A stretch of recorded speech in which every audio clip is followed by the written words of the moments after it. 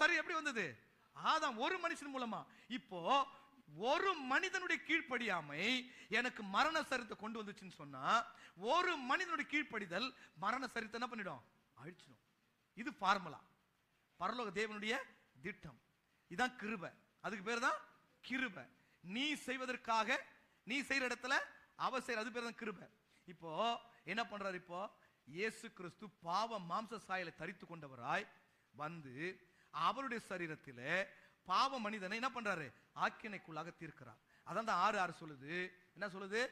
பாவ மனிதன் அவருடைய கூட சிலுவையில் அறையப்பட்டாயிற்று. சத்தமா சொல்லுங்க பார்க்கலாம்.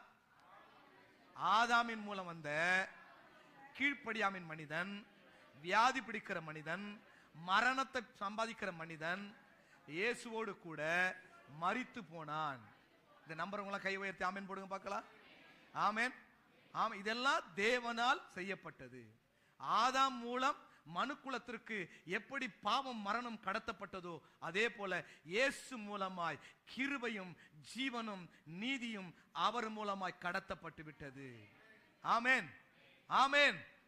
இது விளங்கலனா உனக்கு பிசாசு